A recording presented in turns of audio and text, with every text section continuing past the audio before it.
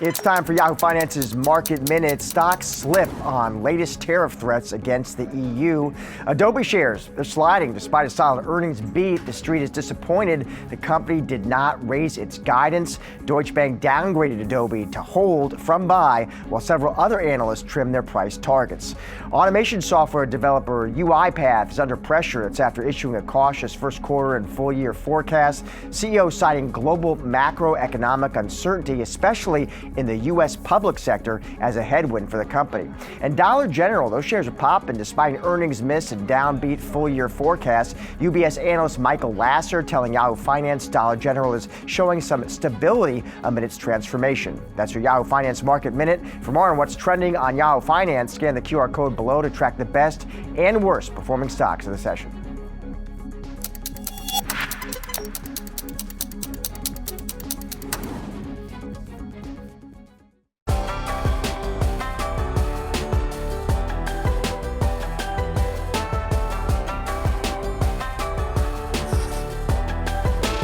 Welcome to Wealth, everyone. I'm Brad Smith, and this is Yahoo Finance's guide to building your financial footprint. Our community of experts will give you the resources, the tools, the tips, and the tricks that you need to grow your money. Hey, on today's show, Portfolio Checkup, we'll talk to one expert about the biggest risk to markets this year and get investment ideas for your portfolio. And auto insurance prices, they're up 11% since last year, and folks are spending around 3.4% of their income on it. We'll discuss with an insurance analyst and get the tips on how to get a lower rate. Plus, it's tax week on Wealth, ahead of the April 15th tax filing deadline. We'll discuss last-minute moves that could still lower your 2024 tax bill. All that and much more coming up during today's show. But first, as we always do, let's take a look at some of the market action. We are 90 minutes into the trading day, and we're seeing some slippage here. The Dow, the S&P 500, and the NASDAQ, they are all fractionally lower amid continuance in tariff concerns. Our next guest says and sees a big risk for the markets this year quickly becoming stagflation. Stagflation is an economic cycle characterized by high inflation, stagnant economic growth, and elevated unemployment, all occurring simultaneously. Here to dig into this is Keith Buchanan, who is the Senior Portfolio Manager at Global Alt Investments. Keith, great to have you back on with us. So just break down the stagflation call for us here.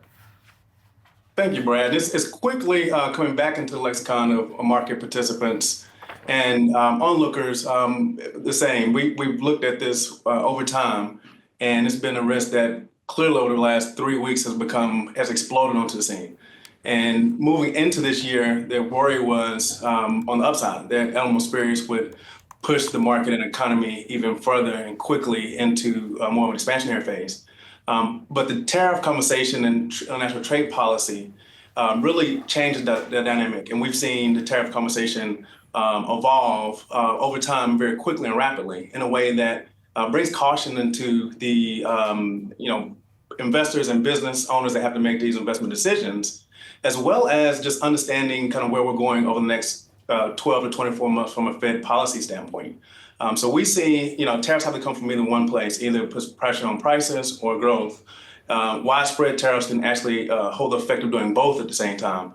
So that fear is permeating across the market space. And that's why we're seeing a lot of volatility around risk asset prices on an intraday basis. And so with that in mind, what type of damage, what is the scale that you think widespread tariffs do to both prices and growth here as you're tracking it and could pass through to the broader economy to prove this theory true in stagflation, what we're anticipating? Right. So we're in unprecedented territory where we don't have a playbook for an economy our size with the leadership that we have with these types of trade policy shifts. So the caveat is we don't really have a great playbook, and that also leads to the risk as well, whether or not it has impact on inflation or growth or how that pans out. But the fear that's going through the market is definitely that it has an impact perhaps on both. And that's where we're trying to parse out on a day-to-day basis. Also, depending on what we have coming out from the administration, is to understanding just the global trade impacts as well as on our GDP for business decisions and the growth prospects for our economy going forward. So those exercises is, we're definitely in uncharted waters, and everyone's trying to do the homework in real time, and that's causing a lot of concern. And so For the reaction that we've seen in the markets, do you think this is an overreaction or do you think that it is warranted? Look, the markets react to uncertainty most dramatically, but especially quickly onsetting uncertainty. And that's what we have on how rapidly developing this conversation is. One thing that we've noticed is it causes a different behavior from investors and business owners alike, in that when you have this much uncertainty around prices and supply chains, the natural reaction is caution, and that leads to pockets of liquidity and decision making in the process of corporate decision making when it comes to working capital and as far as capital deployment, that just disrupts the normal flow of things. And that disruption typically causes a decline in risk assets and a wider bid-ask spread across investment decisions and business decisions as well. So that disruption and lack of liquidity and lack of certainty definitely leads to rockier markets. And again, it can offer opportunities in certain spaces. And it could be truly pricing out risks in other spaces. And the problem is we don't know until we're looking back in hindsight which was which. So that leads to a lot of uncertainty, a lot of risk in risk asset prices on an intraday basis. All right, so where are the safest, perhaps, havens that you're looking across right now, or even just top picks for a rebound? Sure. There's undoubted there's pressure on the consumer that we have to recognize, and I think the entire market is starting to recognize this. There are pockets where we feel like there are opportunities to participate in names that have sold off in a way that doesn't really reflect the fundamentals, and also even the go-forward case for those particular equities. Right now, Walmart is one that we like, that we look at as an inflation and slower growth hedge.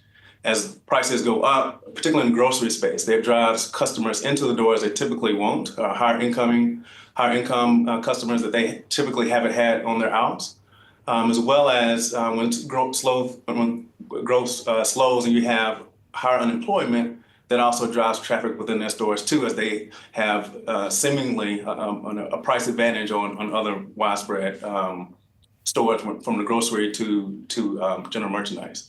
Also, looking at an airline like Delta, we saw last week that all the airlines have started a little more cautious stance, and those stocks have reacted in a pretty dramatic way. Our holding in Delta isn't really predicated on the next month, and they've talked about how the summer spending has kept up, international travel has kept up as well. Mm-hmm. So we want to look through this air pocket and take advantage of the lower valuation in Delta to seek those outsized gains and returns for our clients. So a name like Delta is also attractive at these levels. Keith, great insights as always. Appreciate the time. Thank you, Brad. Now time for some of today's trending tickers. You can scan the QR code below to track the best and worst performing stocks of the session with Yahoo Finance's trending tickers page. First up, American Eagle falling after forecasting some operating income in the first quarter below analyst estimates. The retailer sees $20 million to $25 million versus the $82.4 million that was expected. The guidance overshadowing an earnings beat in the fourth quarter and the company facing pressure over tariffs. Barclays downgrading the stock to underweight due to the weakening consumer and uncertainty over tariffs. BMO also citing the soft consumer demand and unfavorable weather. And Morgan Stanley writing in a note that the company's low valuation is now fair considering the volatile macroeconomic backdrop, but there's also no guarantee of a rebound. Next up, let's go to the gym. Planet Fitness initiated at Canaccord Genuity with a buy rating and a $120 price target. That target shows 28% upside for the stock from Wednesday's close. The analyst calling the company one of the most attractive franchisor investments in the public market, and Canaccord thinks that Planet Fitness can return to its pre-pandemic unit growth of 200 plus new clubs per year, and says even if the fitness company stops opening new gyms, it would take the closest competitor quite a while to catch up. Coming up on the other side of this short break, auto insurance prices has risen 11% in the last year. We're discussing some of the best practices that you can employ to get a lower rate. Stay tuned. Auto insurance price growth slowed a touch in February, but on an annual basis, prices are up around 11%, according to the Bureau of Labor Statistics, the BLS. A report from Bankrate shows nationally Americans spend about 3.4% of their income on their auto insurance, and in some states, it's as high as 6.8%. For more on this, we've got Shannon Martin, insurance analyst at Bankrate.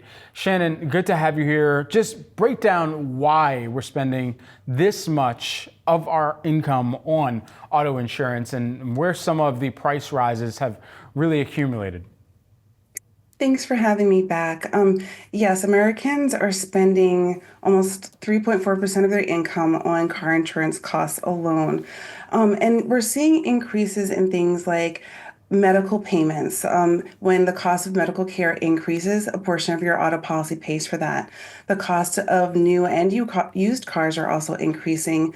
The cost of vehicle parts and labor, when those things all go up, the cost of your auto insurance tends to go up with it as well. And then we've also had higher and more frequent car accidents over the past few years since the pandemic. So with more risk, that's something that insurance carriers look at too.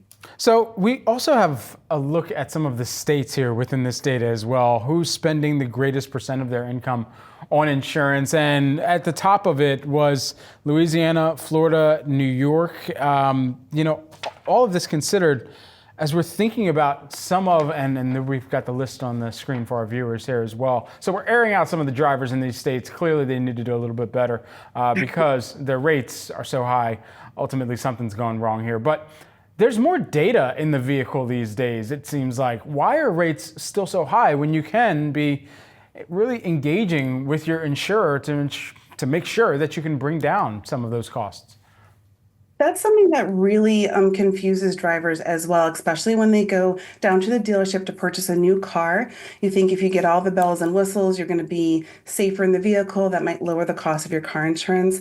But as of yet, it's not working out that way. A lot of those safety features include technology, cameras, computer chips, a lot of components that are expensive to build and install and maintain and repair if you're in a car accident. And so the cost of your collision coverage tends to increase when you have a lot of these different components that are very expensive. Now, when we think about, and there's a tariff implication for everything, it seems, and in this instance, there also is one too, because if you do see more charges for parts because it's more costly to get steel or aluminum to replace a part within your vehicle, then that could also be passed on to the insurance rate that you're paying, no?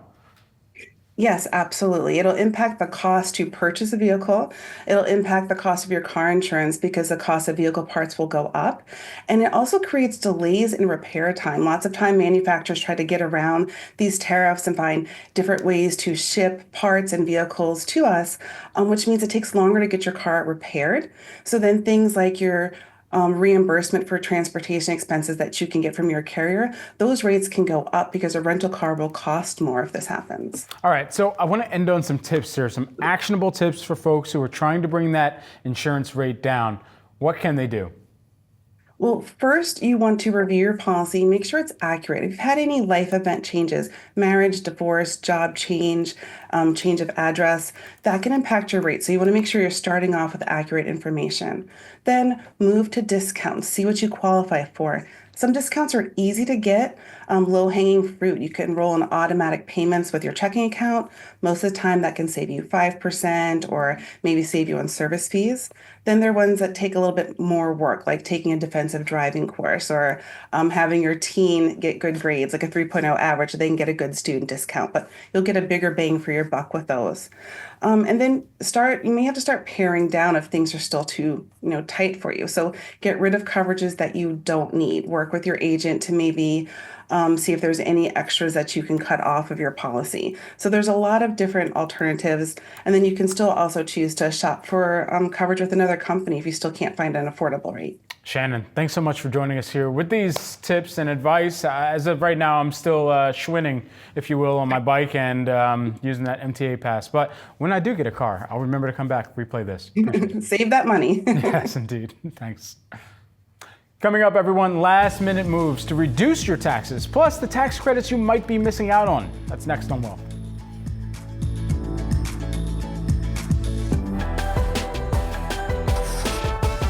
Let's get a quick check of the markets. We're just shy of 2 hours into today's trading session. And taking a look at the Dow Jones Industrial Average right now, this is the 4-day activity that we've been tracking. We're down 4% over that point in time here, adding on another 0.7% in decline specifically during today's session. The NASDAQ composite, you're seeing that down on the day now by 1.25%. We'll dive into some of those movers that are pushing that. But as of right now, the past 4-day move, that's been slipping by about 4.2%. And the S&P 500 down 3.7% over the past 4 days as some of the slippage resumes here. As we're taking a look at the S&P 500, intraday we are down 0.8%. Let's go under the hood here just for a hot second. We'll start on the sector activity, and we're seeing just 2 gainers right now. That is financials, and you're also seeing a little bit of move higher in materials right now by about 0.4%. But take a look at this. Pulling up the caboose here on the day, you've got technology, you've got communication services, and you've got consumer discretionary. Consumer discretionary down 2% here intraday during the session. And since we mentioned technology, let's go back to that for a hot second. Here's a look at the NASDAQ 100. You got a lot of red on the screen here. A few call outs, most notably here. You've got Tesla, that's down by about 4.6%. You've got Palantir on its AIP Con Day, also down by about 4.75%, nearly 5% there. We'll continue to see what news flow comes out of some of those announcements here from Palantir and their partners. You've also got some slippage on IO Meta. That's taking a look at gains right now by about declines right now by about 3.6%. The only real mega cap gainer that you have, and it's only fractional, is Nvidia. That's up by about 0.4%. But as you can see, that's touched both sides of the trade here today. So we'll continue to watch this, and I'll just ride out with a look at the Dow board here. 30 components, and we've got some mixed activity. I'll put that on equal just so you can see how split it is. Seems that we've got more decliners than advancers right now. Verizon leading the pack, Salesforce pulling up the caboose. Switching gears, it is tax week on Wealth. We have everything that you need to know ahead of the April 15th tax deadline and what you can still do before you file. Today, we're taking a closer look at the IRS, what's true and what's false when it comes to the government agency. Joining me now, we've got Vanessa Williamson, Urban Brookings Tax Policy Center Senior Fellow. Great to have you here with us. There are some growing concerns here about what information the IRS has access to, especially with the new Department of Government Efficiency pressing the IRS for information on tax returns. So, Vanessa, how does the IRS use filers' information, and what does DOJ actually have access to? That's a great question. I mean, one of the things to know is that this is actually an open question, which is itself already a big issue for democratic accountability. We've seen real problems that within the Treasury more broadly, that DOJ hasn't always been forthcoming about what kind of data they're seeking and what they have access to. So DOJ tried to get access to individual level taxpayer data. This is the real gold standard stuff that researchers don't even get to touch. It's very, very carefully protected for good reason, to protect taxpayers across the country. They were trying to get access to that personal data. As of now, that seems to have been stopped. So they only have access to anonymized data, which is a big protection for American taxpayers. Certainly. Okay, and so what do filers need to know about this government agency, the IRS, using artificial intelligence? So artificial intelligence is really still in the future. There's a lot of talk about this, and there's not been so much action. The really big action at IRS in terms of computers, technology, and modernization happened a few years ago after the passage of the Inflation Reduction Act in 2022. And that was where the IRS got a big boost in its budget so it could finally update its computers. Until that point, people don't believe this when I say it, but they were using computers and technology that dated to the Kennedy administration, right? They were using computer programs that they had to find old guys in retirement to come back in and make work, because no young person even learns those methods anymore. So there was a huge investment in modernization, and that's been really paying dividends. And the only question is whether that's going to continue. My goodness, where were you when for some of that technology? Not even a thought yet. But as we all consider and look back on last year, late last year, the Tax Policy Center released an analysis, and this analysis showed that President Trump's tariffs would increase household taxes and lower average after-tax incomes. Now that tariffs have officially been enacted, they're out there, they're kicking around right now. What impact in the future could taxpayers see? Well, the thing about tariffs is they're basically a tax on consumers, right? They're built into the price, right? Because when businesses have to pay more to import things, then they raise that price so that they can make their money, right? So what it will be is you'll see higher prices. We already have an inflation problem in this country. This will increase that problem.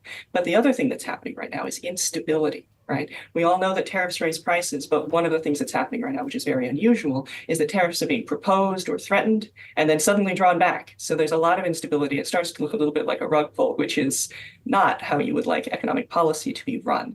So the problem with instability is that you get businesses and people holding back on making investments because they don't know exactly what economy they're working with. And when that happens, you see a slowdown. So what I would expect is both the potential for higher prices and a decline in growth. Are we anticipating that there will still be protections in place for some of the free file programs that have been implemented, and how will that be insulated? So one of the really great innovations, I mentioned earlier, the modernization of the IRS, one of the things that was an out of the park win, and it is not that often you get to say that when you study government action, a real out of the park win was direct file. This was the IRS's very long promised effort to offer free public tax preparation. So if you go to directfile.irs.gov, people in 25 states, 30 million people can file their taxes for free this year directly with the IRS, no middleman. And the program was piloted last year. It got rave reviews from users. It works with all the state systems, so you can file your state taxes too. And it's a huge win. Unfortunately, some people are not a huge fan of the system. Usually, people who benefit from the for-profit tax industry, they are a little bit concerned about basically the success of direct file. So we'll see if the program continues, but it's available this year. And so if you haven't filed your taxes yet, I encourage you to do it soon and have a look at direct file. It might be the right choice for you. Vanessa, thank you so much for taking the time here with us today. Thank you. Tax season is in full swing, and while many deductions had to be made by the end of 2024, guess what? There's still some time to reduce how much you owe ahead of the April 15th filing deadline. Joining me now, we've got Lisa Green-Lewis, TurboTax tax expert. Good to have you here with us. What are some of the last-minute moves that filers can make right now to lower their tax bill? Yes, first, thank you for having me. So there are not a lot of moves that you can make to impact your 2024 taxes now, but there are a few. So you can make an IRA contribution up to $7,000. And if you're 50 and over, up to $8,000. And you can do that up until the tax deadline and make an impact on your 2024 taxes. You just need to make sure you tell your plan provider that that is a 2024 contribution. And then at HSAs, you can contribute $4,150 to a self-only high deductible health plan. And you can do that up until the tax deadline. And then if you have a family high deductible health plan, you can contribute up to $8,300 and you may be able to deduct that contribution. So there are still tax credits that filers might be eligible for. Can you walk us through some of the tax credits potentially for people with kids? Yes, so there are a lot of benefits when you have kids. So the child tax credit, that's up to $2,000, and $1,700 of that is refundable, meaning you don't need to owe taxes in order to get that $1,700. Then the child independent care credit. So if you took your kids to daycare while you work, you'll be able to take a credit of up to $1,050 for one child, up to $2,100 for two or more kids. And that's even if you take them to like a sports camp. And so what about tax credits for education? And I'd like to think that some of my sports camps growing up were education enough. But of course, for real education and for progressing towards degrees, what about those tax credits? Yes, so you can either take the American Opportunity Tax Credit for your child or yourself. That is for the first 4 years of college, and that's up to $2,500. You can also take the Lifetime Learning Credit, and that's even if you just take one college course, and that's up to $2,000. And so all of these things considered, I mean, these are significant. But there are also tax credits related to energy, which is perhaps a little bit more near and dear to a lot of people's weekly purchases or even monthly purchases as well. How significant is that? Yes, so under the Inflation Reduction Act, there were expansions for energy efficient credits. So if you replace energy efficient doors or windows in your home, you can get a credit of up to $1,200. And with the Inflation Reduction Act, they also did away with that lifetime credit of up to $500. So now you're able to get more. Also, there is a $2,000 credit for solar heaters. And then if you put solar panels in, you can get a credit of up to 30% of the cost of what you spent on your solar panels. All right, now there are also two other credits that many people miss out on. What are they? Yeah, so the IRS reports every year that there are two credits that 1 out of 5 people miss out on, and that's the earned income tax credit. And it is a substantial credit. A family with 3 kids can get a credit of up to $7,830. And then the retirement savers credit, that's a little known credit. You get it just for investing in your retirement. And that's up to $1,000 if you're single and $2,000 married filing jointly. Wow. Okay, finally, some things that people can do now to reduce their tax bill next year. What are they? Yeah, so if you weren't happy with your outcome after you did your taxes, you can adjust your withholdings. That's one thing you can do. You can pay estimated taxes. But another really great way is just maximizing your retirement. So you can contribute up to $23,500. And if you're 50 and over, $30,500. And then new under the Secure Act, if you're 60 to 63, you can contribute more, $34,750. And you're building your nest egg while growing your retirement, and you may be able to get that savers credit as well. All right, all steps that I'm trying to do. Lisa, appreciate the time. Thank you. Thank you for having me. Coming up, whether you're close to retirement or still have decades of saving ahead, we're breaking down how to save during market uncertainty and why borrowing from your 401k can cost you big time. Stay tuned.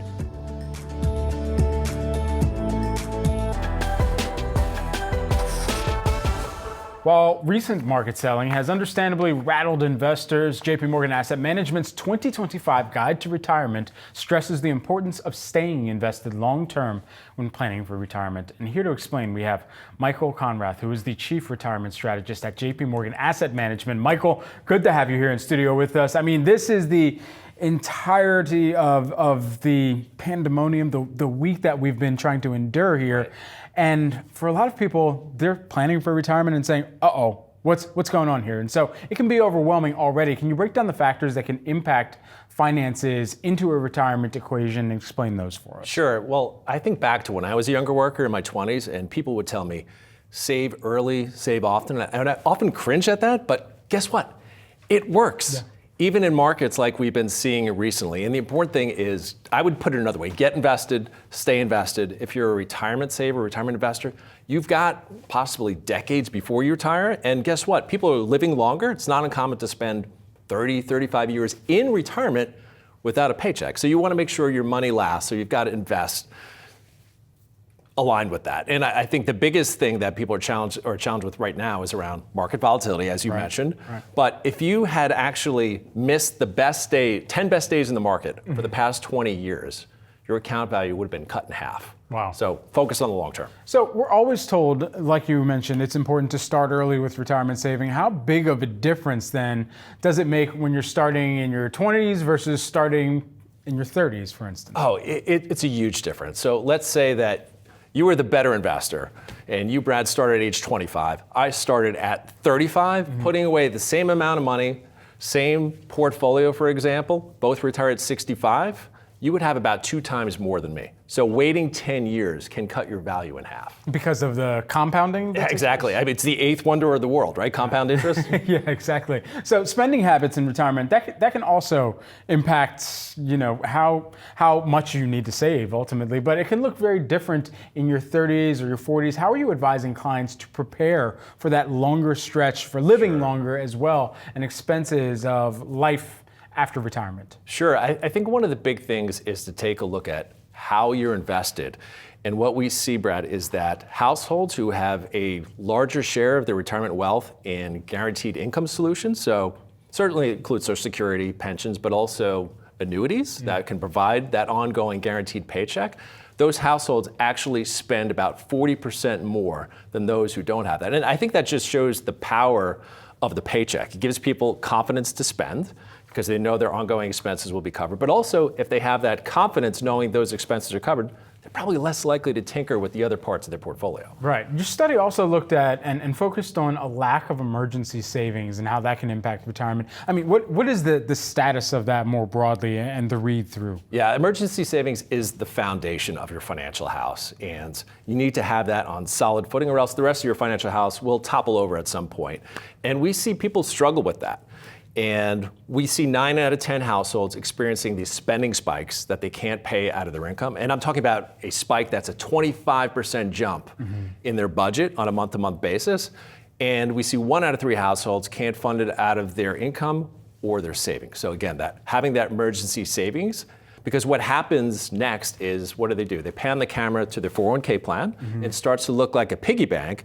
And we see, especially around midlife, 40s, 50s, we see about 1 out of 5 individuals take a 401k loan. Right. And usually it's not just to fund an emergency expense, they're actually paying off credit card debt. So they're taking out of one account to pay off another. So you've got to have that in place. And by the way, if you do have to rely on that, make sure you're at least continuing to fund your 401k, at least up to the match, because that's pretty much a guaranteed free rate of return. What is the rule of thumb for saying yes or no to having to tap your 401k as an emergency piggy bank before you should be touching that account?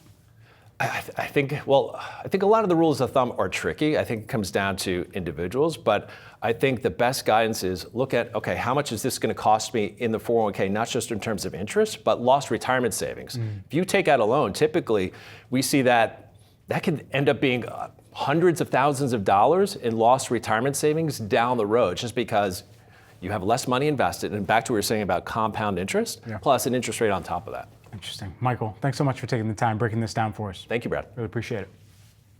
Vanguard found that a record nearly 5% of 401k participants took money out of their retirement funds in 2024 to pay for financial emergencies, and 35% used the funds to avoid eviction or foreclosure, 30% paid for medical expenses, and 16% used it to purchase or repair their home. Here with more, we've got Dina Caggiulio, who is the Vanguard Head of Participant Experience. Dina, good to have you back here with us. So I just want to get your takeaway from that data and what it's telling you and the team. Sure. Well, I don't think it's cause for panic, but it's certainly worth paying attention to. And anytime you see a data point like this, it's important to put it into context. So across all of the plans that we record keep at Vanguard and the 5 million employees that we serve, like you said, less than 5% took a hardship withdrawal. That's not really high, right? That's relatively low. The concerning part is that number continues to rise year over year. In 2023, we only saw 3.6% of employees take a hardship. That rose to 4.8% in 2024. The takeaway for me, Brad, is that we need to provide greater education and access to financial wellness resources, especially on the topic of emergency savings. You know, we were starting to talk about this here on set. What are some of the downsides of making earlier or hardship withdrawals? Yeah, so I don't think ideally it's a place you should tap into unless you absolutely need to. If the retirement plan is your only source of savings and you don't otherwise have access to liquid funds, it is an option. But I think the important part is that it comes with a cost. It typically has about a 10% early withdrawal penalty tax. And like your previous guest said, it actually diminishes your retirement savings. So it could have more longer term effects than it does even in the short term. So what are some of the benefits or some of the other alternatives to withdrawing those funds? Sure. There's really 2 other options if you have access to an employer-sponsored retirement plan. The first is actually a 401k loan, and it's exactly what it sounds like. It can loan you some money. You get access to money quickly, but then you do have to repay it over time. That does not come with the same penalty as a hardship withdrawal. It does slow your retirement savings, though, so you want to make sure that you repay it quickly. The second option is actually a new provision that's offered through Secure Act 2.0, which was implemented in January of this year. And through that, you can actually take out about $1,000 or less than $1,000 in a given calendar year for an emergency. So I definitely encourage your viewers to look into their plan roles, talk to their employer, and see if those options are available. So how do you recommend setting up an emergency fund? Yeah, so when we think about an emergency fund, we recommend that investors think about it across two tiers. You want to have at least 2 to 4 weeks of living expenses for an unexpected expense like your car breaks down, and then ideally 3 to 6 months of living expenses for a more costly emergency like a job loss. And you want to look for an account that has a high yield, but also features that give you access to your money quickly and easily. So at Vanguard, we have a new Cash Plus account. It sits outside of your retirement account, so no risk that you tap into it. And it gives you nearly a 4% yield while saving at the same time for short-term goals or for an emergency. You know, just coming back to the data that we started off our conversation with, what generation do you see typically tapping into some of those 401k savings for emergencies more? Well, it really spans all generations. I think the younger generation you're seeing is tapping into the 401k for things related to debt. So credit card debt, student loan debt could be possibilities. Whereas the older generation, to the statistics you provided earlier, might be tapping into it because of medical expenses or to prevent a home eviction. And so across that spectrum, we're really trying to bring financial wellness, education to all of those folks so they can think about how do you take control of your finances, establish an emergency savings fund while making sure that you're building a nest egg so that you can live well in retirement. Dina, good to speak with you again. Thanks so much for taking the time. You as well. Thank you. Coming up, some consumer advice for you this morning, from how to keep those free bags on Southwest to testing out the new AI-enabled Apple devices. We've got all that coming your way. Stick tuned.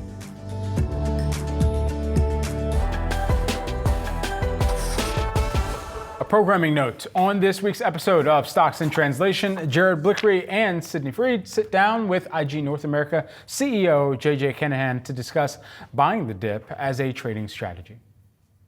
What's been very interesting to me, though, this last 2 weeks is if you think about the buy the dip mentality, one of the things that has often paid off for people is in that last half hour of trading on tough days, they come in to buy the dip and you see a bounce. You might see the S&P 500 bounce 20 points, bounce 25 points. You haven't seen that as much in these last couple of weeks. You know, looking at a day like yesterday and in terms of Tuesday, when many people may have done that, and the S&P 500 actually, we went from plus 10 points to minus 68, and it seemed like about 20 seconds. Obviously, It was more like 20 minutes. But that was a time after we had rallied all the way back from being down. Market looked like it had a lot of momentum. That is the thing you have to respect about the market. You can watch Stocks in Translation every Tuesday and Thursday at 8:30 a.m. Eastern on Yahoo Finance or wherever you get your podcasts. Southwest announced it will no longer offer 2 free checked bags for every passenger starting on May 28th. But there are still a few ways that you can have your bag or bags ride for free, fly free. Here to explain is Kendall Little, who's the Yahoo Finance credit card senior writer. Kendall, all right, what are the ways that you could still get those bags in the air for free? Yeah, so, much to the disappointment of Southwest flyers this week, they announced the end of the 2 bags fly free policy. If you do still want 2 free checked bags, you have 2 ways. One is if you're an A-list preferred member within the Rapid Rewards program. That's the higher tier of status with Southwest. And the second is if you're flying on a business select fare, which is going to be the higher price tickets when you fly Southwest. However, you can still get 1 free checked bag in a couple of ways too. And that's going to be if you have A-list status within the Southwest Rapid Rewards program, which is sort of the lower tier status, but still a frequent flyer with the airline. And then finally, if you have a Southwest credit card, 1 free checked bag is going to be a benefit with those cards. And Kendall, for people who have none of those things, status, a business class ticket, a Southwest credit card, how much are they going to have to pay for their bags? So Southwest hasn't outlined to us yet exactly how much it's going to charge for baggage fees, but we can look at other major airlines as some points of comparison. So if you're flying on a domestic flight with a major airline in the US, you're typically looking at $35 to $40 or maybe more for your first checked bag. If you want to check 2 bags, then you're looking at even more on top of that price. So, when it comes time for Southwest to start charging for these bags, you might want to look into whether, if you're a frequent flyer and you really like checking your bags on flights, if you can qualify for A-List with the Rapid Rewards program, or even opening up a Southwest credit card. The points and the benefits that you're going to get with those cards, in addition to baggage fees, might even out in the long run. All right, it's time for me to find some friends with status on Southwest, I guess. Definitely. Appreciate it. Kendall. Well, considering an update for your computer, still have your iPad mini from 2019? Apple's latest product launch is here, and it's time for Tech Support, our weekly segment about the latest in computers, phones, and all things technology. Yahoo Finance tech editor Dan Howley is on set with a brand new Apple MacBook Air and iPad. iPad Air, MacBook Air, these are both available now. We have right here the sleek 13-inch Air. Okay, let's start with the Air. Yeah. Very Vanna Whiting this. Basically, this is the same as you would get from the prior generation Air as far as just overall design. Super sleek, super thin. I was actually saying before to one of our colleagues that when I'm writing on it, I feel like I might snap it in half just because of how thin it is. But it is very sturdy. I mean, you can get a hold of that bad boy and that's not my fault now. The big difference here is that it comes with a new style. This is a new color. It's blue. Kind of looks grayish, but hey, we'll call it blue. And it comes with the M4 chip. That's the latest chip that Apple has in the MacBook Pro, as well as their Mac Studio. They're using the M4 chips. Starts now at $999 instead of $1099. It's a $100 price drop. This is the 13-inch model, as I said before. There's a 15-inch model. The other thing to point out is, with that $100 price drop, you still get, as I said, that M4 as well as more base memory. You now get 16 gigabytes instead of 8. That's basically to power Apple Intelligence. That's a whole nother story that we'll talk about at some other point. Hasn't been the best rollout in series, getting delayed. But this is a great computer if you're looking for anything that's not going to super break the bank, but you really just want something on the go that's going to last several years. I have an M2 Air 15-inch. It lasts me, like days when I'm just using it. Yeah. And so the M4, a great product here. And then on this side, we have the new MacBook Air. This is the 13-inch model, nice and hand-printy. By the way, that's a shot from the Empire State Building. Just made it look all cool and steampunky. This now has the M3 chip. It also is able to run Apple Intelligence. I think the bigger deal with this overall is just the performance of the M3 versus the older generation A chips. Now, this previously had the M2. This is going to start at $599. I actually had gotten my mom a MacBook Air. She had to get rid of it because she didn't understand how to use it very much, and she just went for the iPad. Yeah. And now she's using, I'm going to click this in.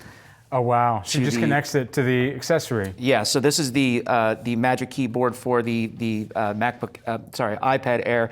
It now has a function row up top, so you can really just kind of use it as your standard keyboard. And, it does everything that you want a laptop to do. It's just not as great when it comes to multitasking. They do have multitasking features, but I just prefer being able to fire up the computer itself and then go to town the way I usually do. They both have cameras that feature what's called center stage, and that's where if you slightly move, you're not going to be like on this side of the camera, because the whole thing's just kind of follow you. So it can be kind of eerie, but it does work very well. Again, this starts at $599 for the 11-inch, and then obviously up from there depending on the memory, and if you get the 13-inch. But I think for my money, if you're into iPads, the Air is great. That performance is going to last you quite a while, as well as the battery life is amazing. If you need a laptop, then honestly, the 13-inch Air is just such a good value, and really, you just toss it in your bag. And Did you say the price of the Air yet? $999. $999. Yep. Okay. All right. We're going to be watching close to see how the consumers get their hands on these products. Dan, thank you so much. Thank you. Yeah. Let's do a final check of the markets here as we're taking a look at the major averages on your screen. Plus, you've got the ticker going across the bottom as well for some of your favorite tickers and symbols But for right now, the Dow, the S&P 500, and the NASDAQ, the major averages, are all lower by more than 1%. The NASDAQ, the worst of the decliners on a percentage basis, it's down by about 1.7%. The Dow lower by about 1.1%. That's it for Wealth, everyone. I'm Brad Smith. Thank you so much for watching. You can stay tuned for Market Domination with Julie Hyman and Josh Lipton. That comes up 3 p.m. Eastern Time. You don't want to miss it.